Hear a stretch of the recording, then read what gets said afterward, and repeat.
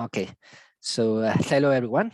We are starting today our Europlanet Telescope Network science workshop. It's a 3D workshop to bring into you many different topics that are open in this network of telescopes that are open for you to request time. And so I'm going to start my presentation.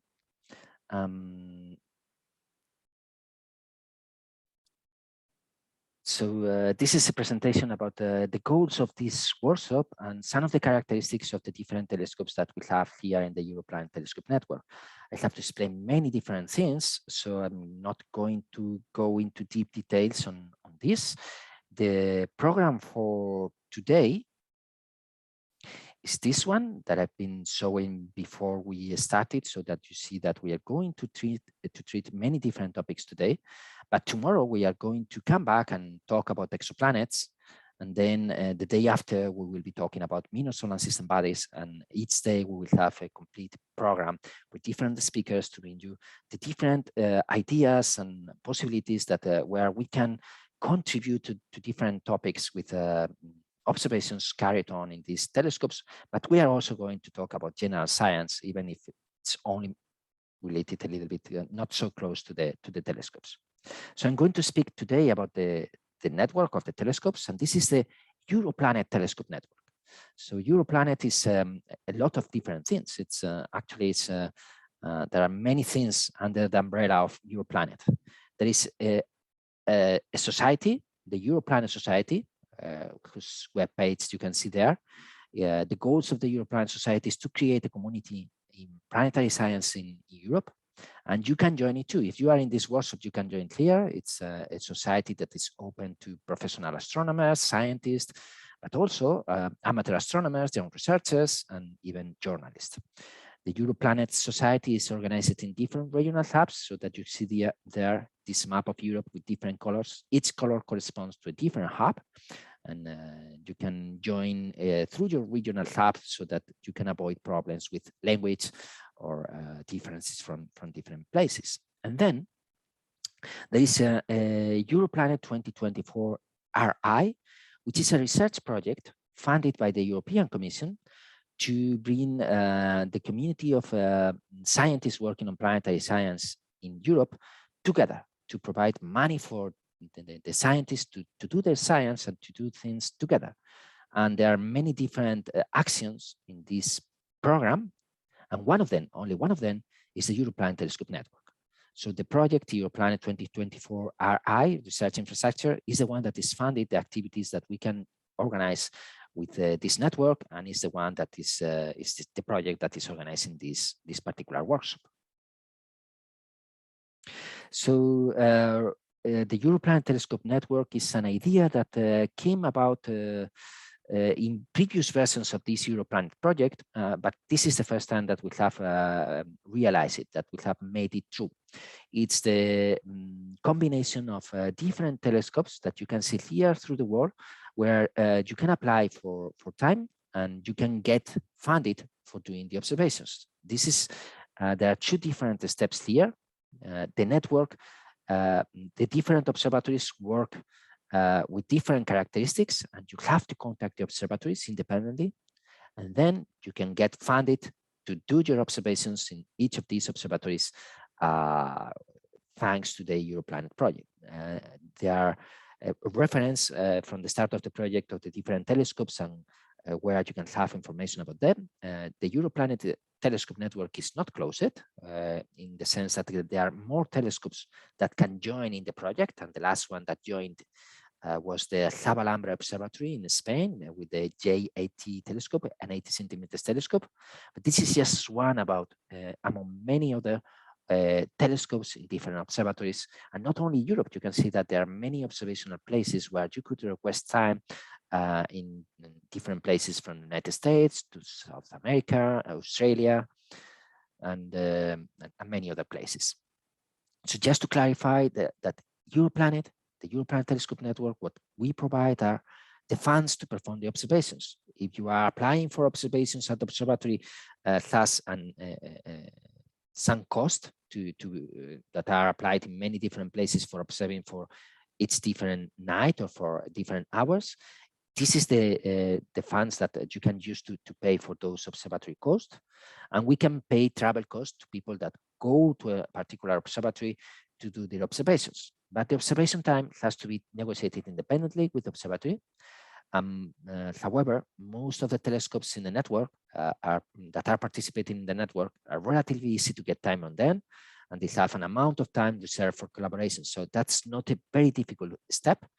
And we want to have applications for many different topics so that the project can do good science.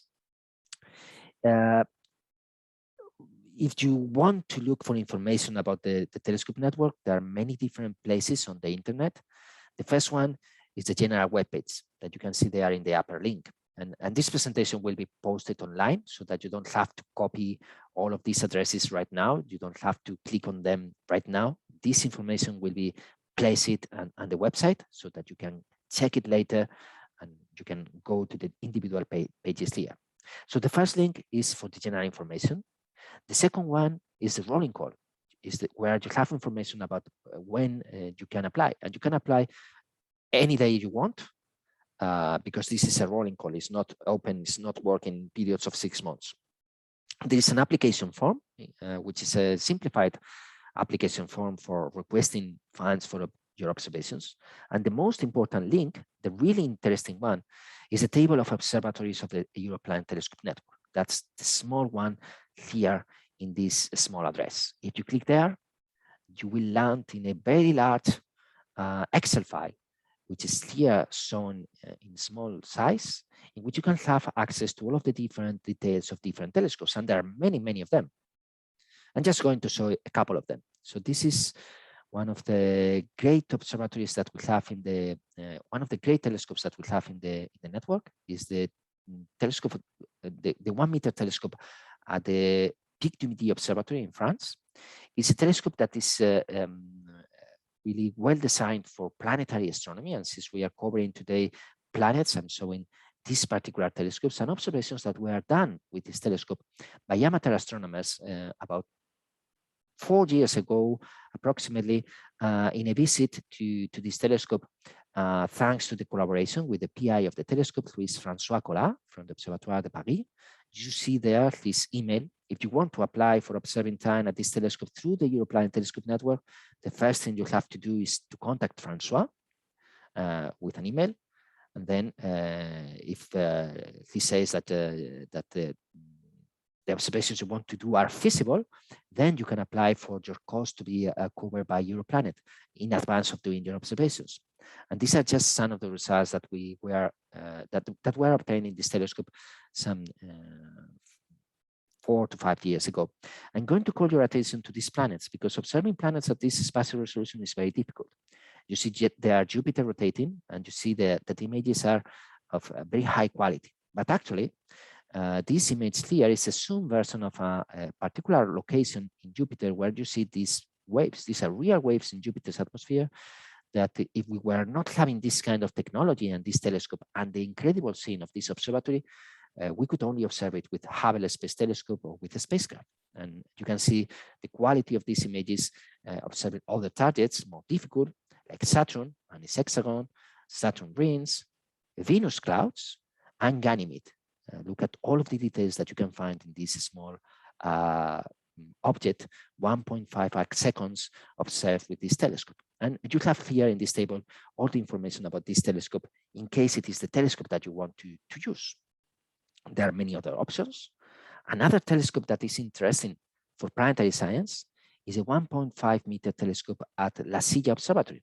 This is a telescope from the European Southern Observatory, but there is an agreement with ESO to use this telescope as part of the collaboration with the Europlanet Telescope Network.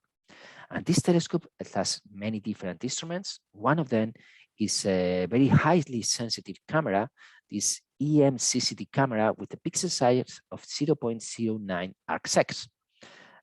Unfortunately, I haven't been able to find images of planets with this telescope. You can see there a transit of an exoplanet and an article that details the characteristics of this telescope and its instrumentation.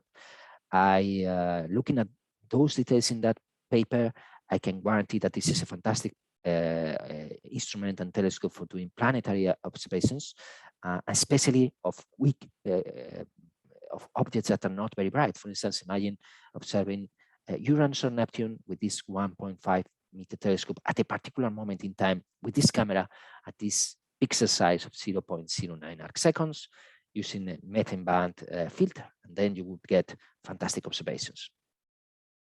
Then the network contains many other different telescopes. Some of them are very good for doing astrometry. Some others are very good for doing photometry, and some have very good instrumentation for doing spectroscopy. And so here I have chosen 3 of them: Skenate Pleso in Slovakia, Tartu Observatory in Estonia, and the Moletai Astronomical Observatory in Lithuania. You can see there are telescopes with sizes in the order of 1 to 1.7 meters, different wavelength ranges, different resolution power for doing spectroscopy, and details of the different telescopes. And below, what I'm showing is a spectrum of Uranus and an image of Uranus obtained by an amateur astronomer with a lot of experience in spectroscopy, doing this kind of observations for Uranus with a small telescope. These are observations obtained by Christophe Perrier. You see there the spectra of Uranus, and you see those absorption bands in the atmosphere, and those absorption bands depend on the cloud structure. And actually, looking at those absorption bands and changes in those in time, you could study the meteorology of this distant world that is very small and that normally is very difficult to observe in the small size telescopes. If you do these spectroscopic observations of Neptune, for instance, and you see there an image obtained by the Hubble Space Telescope, when you have those features, those clouds rotating in your field of view, your spectra should look different to when you don't have those clouds. And even if you don't have the capability to resolve those clouds, you would be able to do science of those planets. And also, with those spectral resolutions that you can see there in this table for these different telescopes, you can do certainly much more than just fitting when you are observing clouds or not. You can really study features in the spectra of these planets that will be useful to compare with data obtained by different professional observations, or even a space telescope like the James Webb, who will be observing these planets very soon this year. We are having different talks specific on different telescopes. Some of them are posters. 2 of them are today. Later, at the end of our session, we will have 2 posters to describe the Focus Telescope project and Europlanet telescopes in your living room. And then we will be having other talks about different observatories in Europlanet, and also a talk by John Davis from the United Kingdom, who will be talking about the Opticon RadioNet pilot, which is a program that works similarly but is different to the Europlanet Telescope Network. The Europlanet Telescope Network works only for solar system objects and exoplanets, and Opticon is everything in astronomy, so it's a much bigger project. But if you are interested in Europlanet, in using one of these telescopes, and you don't find anyone that looks good for your particular program, you may find that one in Opticon. So this is a summary of what we want to do with this project. You can imagine that this project started just at the start of the pandemic. We haven't been able to travel to the different telescopes and locations and do many of the observations, but the project will be working until the summer of 2024, and observations will be able to be carried on until probably May 2024. And so if you have an interest in observation program that you want to develop in any of these topics in one of these telescopes, you are very welcome to apply. The program is open to normal scientists, but also amateur astronomers, young researchers, and in all of these topics. In the future, when Europlanet, the project finishes, we will still have the Europlanet Society, and we will be having people interested in making a kind of network like this working.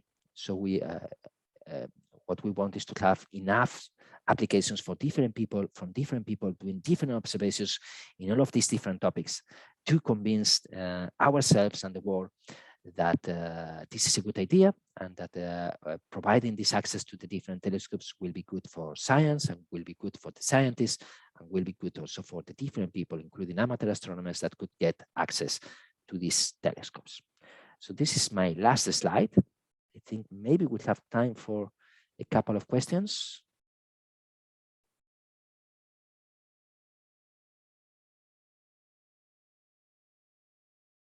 Is there any question? Hi, Ricardo. This is Lee.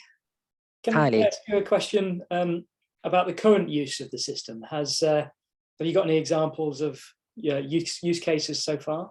Yeah, there have been some cases of observations, and they are described in one of the web pages of the Europlanet Telescope Network. I haven't put anything here, but if you go to the first link in here in the general information, there is a summary of the programs that have been run over the last year, and there are a variety of them. One of them was carried on by an amateur astronomer from the UK. There are some other programs that maybe are not updated there. I know another one that was with exoplanets carried in Spain in the Canary Island by Merce Correa, also an amateur astronomer. And then there are like several of them doing minor solar bodies in some of the big observatories in East Europe, but I don't have the details in the tip of my head. Okay, thanks, Ricardo. We haven't had anyone yet on planets. We have had many on exoplanets and asteroids, but not on planets, and so that's why I don't have the details in my head.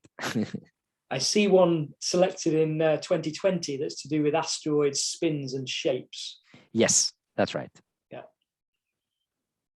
But also exoplanets and photometry of asteroids, and there are a few of them. And actually, there was one program which was related with planetary nebula and origin of solar systems. So sometimes we go a little bit outside of the normal scope of the topics here.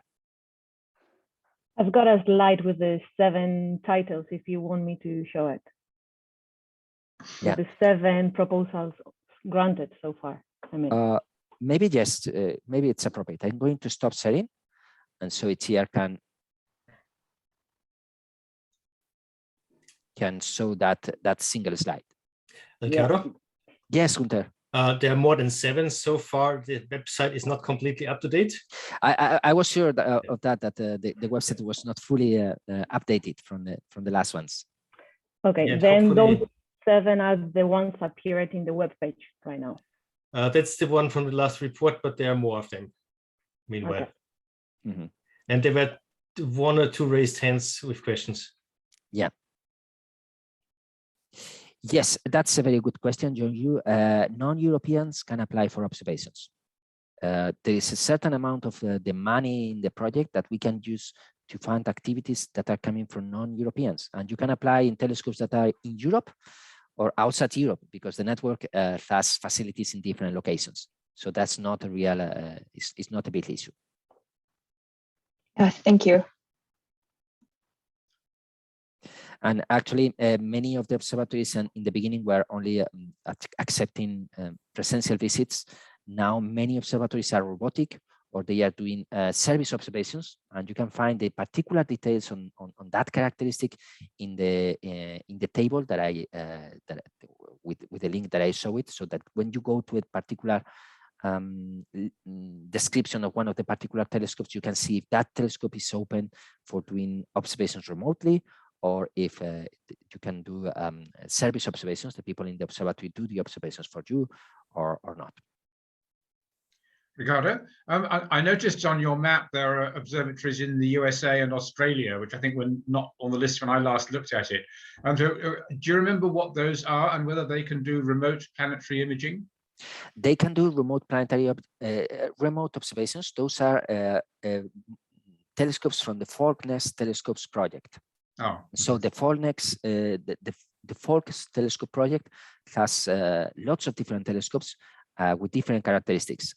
And so you have to check the details there. And I think I haven't seen any of them with the characteristics of, let's say, similar to the one that Damien Page is using in Chile. There's not anyone like Telescope there in that table, but there are others that could be very interesting for particular purposes. Yeah. Yes, I don't think I've seen high quality planetary imaging from the Vilnius telescope. So if anyone knows otherwise, please let us know. Yeah.